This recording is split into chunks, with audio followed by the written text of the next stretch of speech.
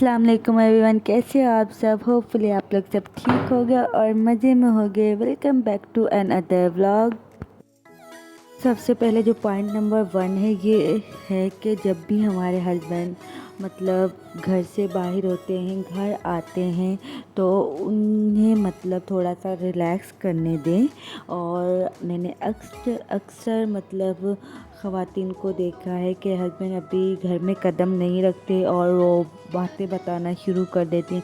फलां ने मुझसे ये कहा, आज मैंने ये बात सुनी, आज मैंने वो बात सुनी। एक तो पहले ही वो बेचारा बाहर से थका हारा हुआ आता है और हम लोग अपनी बातें सुनाना शुरू कर देते हैं। तो उसे थोड़ा रिलैक्स होने दे, उसका माइंड देखे कैसा है और फिर जाके हम उसे अपनी बात बतानी चाहिए। पॉइंट नंबर 2 कि हमें अपने हस्बैंड को कभी भी किसी दूसरों के हस्बैंड के साथ कंपेयर नहीं करना चाहिए कि उसका हस्बैंड ऐसा है, उसे वहाँ लेके जा रहा है, उसके लिए वो चीज़ लाया है, ये चीज़ लाया है। तो हमारा हस्बैंड ही हमारा सब कुछ है, हम क्यों उसके सामने दूसरों का जिक्र करें और उसका मूड भी ख़राब करें। इसी तरह अगर हमारा हस्बैंड फॉर एग्ज़ाम्पल हमारे सामने किसी दूसरी औरत का जिक्र करे कि फ़लाँ की बीवी ऐसी है, वो ऐसे काम करती है, वैसे करती है, तो हमें ऐसे बुरा फ़ील होगा ना।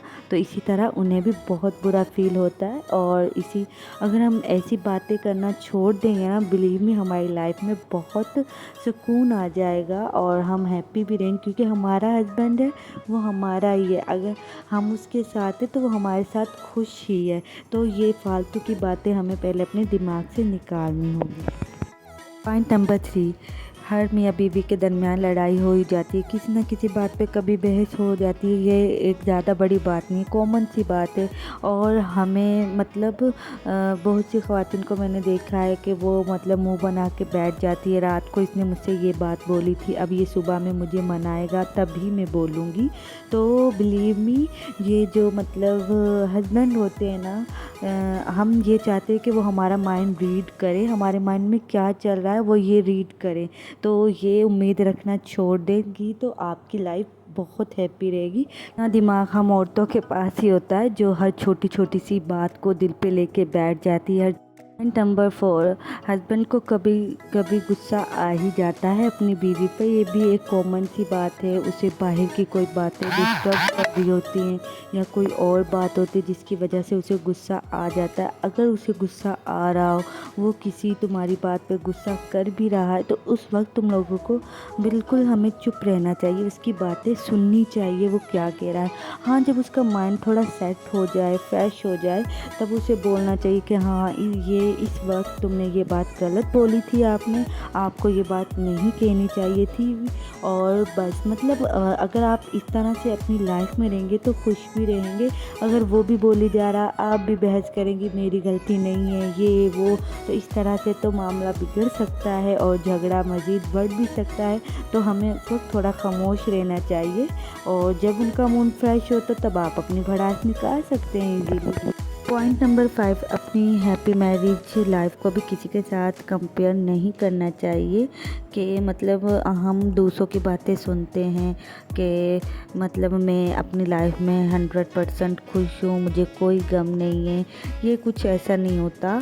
कोई भी अपनी 100% बात करेक्ट नहीं बताता। हम उनकी बातें सुन के सोचते हैं हमारी लाइफ में तो ये हुआ है, हमारी लाइफ में वो हुआ है।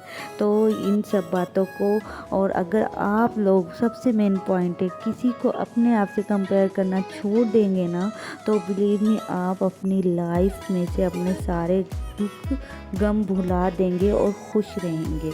और सबसे बड़ी तो बात यही है, हम अपने आप को किसी दूसरे से कंपेयर करते हैं। उसे ये चीज़ मिली है, हमें क्यों नहीं, उसके पास ये चीज़ है, हमारे पास क्यों नहीं, हमारे पास भी होनी चाहिए।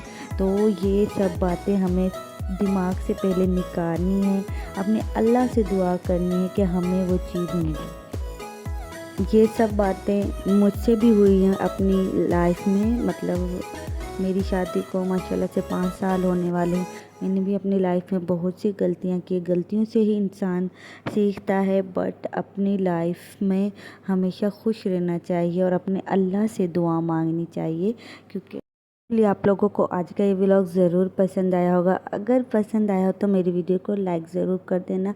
हम मिलेंगे नेक्स्ट व्लॉग में, तब तक के लिए अल्लाह हाफिज़।